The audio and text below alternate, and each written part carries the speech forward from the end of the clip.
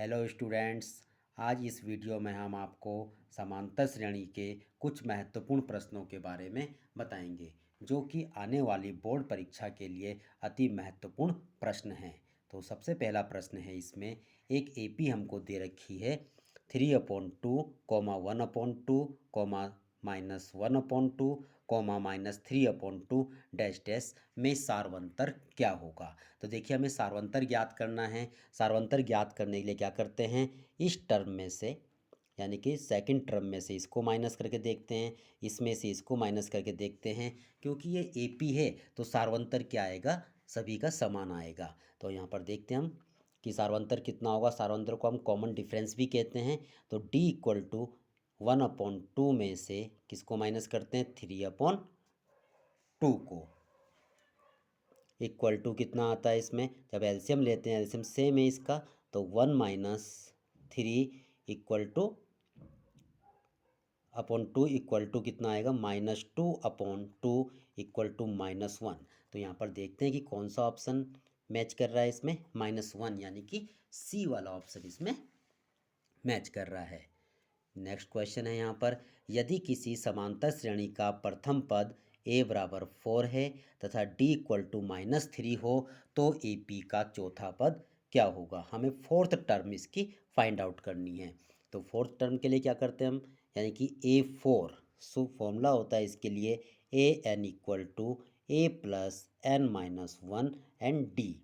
तो A equal to 4 है यहाँ पर, D इक्वल टू -3 है। तो हमें क्या निकालना है इसमें, चौथा पद निकालना है, यानी कि A4 निकालना है। A4 को हम इस टाइप से लिख सकते हैं कि जो यहाँ पे टर्म्स लिख देते हैं, यहाँ पे 4 है तो यहाँ पे कितना हो जाता है, एक कम, यानी कि 3D। देखिए N-1 है, यानी कि 4 - 1 3 होगा, तो A plus 3D equal to A कितना है इसमें, 4 है, प्लस 3 इंटू एंड D कितना है इसमें, -3 इक्वल टू, ये 4 है यहाँ पर, तो 4 प्लस माइनस माइनस हो जाएगा और 3 3 जा 9 इक्वल टू कितना आता है, -5। तो कौन सा ऑप्शन है इसका, ए ऑप्शन। थर्ड क्वेश्चन है हमारे पास, एक एपी दे रखी है हमको कि 10, 7, 4, हमें इस टर्म का, इस श्रेणी का तीसवा पद ज्ञात करना है। तो सबसे पहले देखते हैं इसमें a इक्वल टू कितना है, 10, एंड d इक्वल टू कैसे फाइंड करते हैं, सेकेंड टर्म में से इसको माइनस कर लो या इसमें से इसको माइनस कर लो, तो हमारा डी निकल जाता है। जब ये एपी दे रखा है तो डी क्या आता है, सभी जगह पर समान आता है। तो यहाँ पर डी इक्वल टू कितना होगा, 7 - 10 इक्वल टू -3। तो क्या ज्ञात करना है हमें यहाँ पर, A30 यानी कि तीसवा पद। तीसवा पद यानी कि a प्लस, एक माइनस करके लिखते हैं, 29D। तो a कितना है इसमें, 10 प्लस 29 मल्टीप्लाई -3 इक्वल टू 10, और प्लस माइनस माइनस 29 को जब 3 से मल्टीप्लाई करते हैं, यह आता है 87 इक्वल टू -77। तो ऑप्शन कौन सा आता है इसमें, ऑप्शन सी। नेक्स्ट क्वेश्चन है यहाँ पर, यदि किसी एपी का nवा पद 2n+3 हो तो इसका 11वां पद क्या होगा। बहुत इंपॉर्टेंट क्वेश्चन है ये, कई बार एग्जाम में इस टाइप के क्वेश्चन पूछे जाते हैं। तो इसके लिए क्या करना पड़ता है हमें, सिंपल nवा पद यानी कि an इक्वल टू, हमको क्या दे रखा है, 2n+3, हमें क्या फाइंड करना है यहाँ पर, 11वां पद निकालना है। तो n की जगह पर 11 रख देंगे, तो 2 × 11 प्लस 3 इक्वल टू 11 2 जा 22 and plus 3 is equal to 25। देखते हैं इसमें 25 कौन सा ऑप्शन है यहाँ पर, ऑप्शन डी, यानी कि इसका आंसर क्या होगा, डी होगा।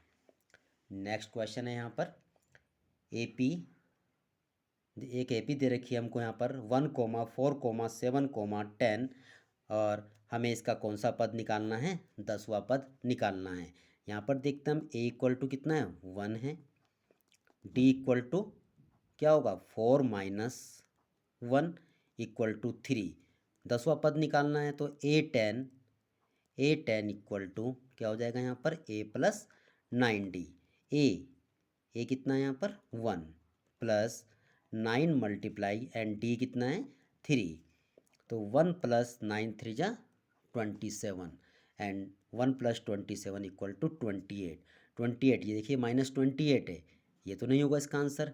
बी 27, सी कितना है 28, तो आंसर क्या होगा इसका सी होगा।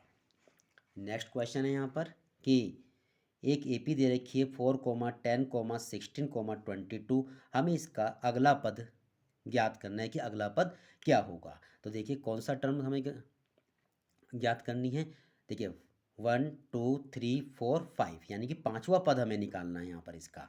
तो यहाँ पर देखते हैं हम ए इक्वल टू कितना दे रखा है यहाँ पर, ये a equal to 4 and d equal to कितना होगा 10 माइनस 4, 10 माइनस 4 इक्वल टू 6। कौन सा पद निकालना हमें यहाँ पर, पांचवा पद। तो A5 इक्वल टू क्या हो जाएगा यहाँ पर, A प्लस 4D।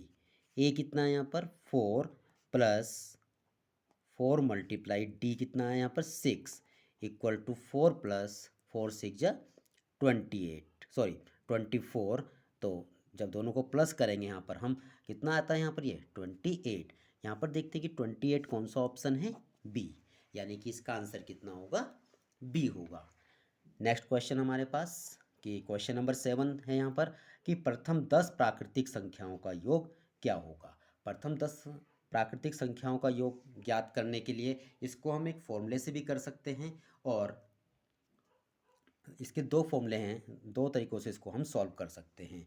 तो देखिए यहाँ पर, तो प्रथम 10 प्राकृतिक संख्याएं क्या क्या होती हैं, 1, 2, 3, 4, कहाँ तक 10 तक हमें इनका योग ज्ञात करना है। जब इनका योग ज्ञात करेंगे तो सबसे पहले देखते हैं यहाँ पर हम, ए इक्वल टू कितना है 1 है, एंड डी इक्वल टू भी कितना है 2 माइनस 1 इक्वल टू 1, और कितने पदों का ज्ञात करना है हमें, 10 पदों का योग ज्ञात करना है। तो n बराबर 10। तो एस एन इक्वल टू, एक फॉर्मूला होता है इसके लिए, n/2 a plus A N. A N यानी कि जो आखिरी टर्म जो होती है वही क्या कहलाती है, ए एन कहलाती है।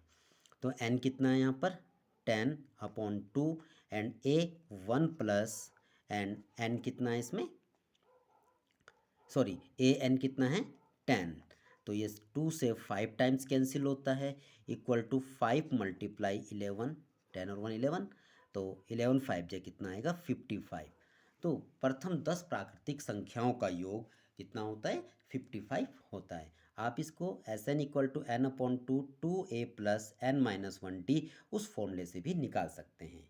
जो भी आपको सुटेबल लगता है आप उस फॉर्मूले से इसको निकाल सकते हैं। तो इसका आंसर कितना आया हमारे पास 55।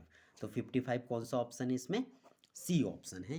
तो इसका आंसर कितना होगा 55। नेक्स्ट क्वेश्चन है यहाँ पर, ए पी इक्वल टू 2, 4, 6, 8 का एनवा पद ज्ञात करना हमें यहाँ पर। तो देखते हैं सबसे पहले ए पी में ए इक्वल टू कितना है यहाँ पर 2, डी इक्वल टू 4 माइनस 2, तो 4 में से 2 माइनस करते हैं 2 आता है। नेक्स्ट हमें निकालना क्या है यहाँ पर, एनवा पद।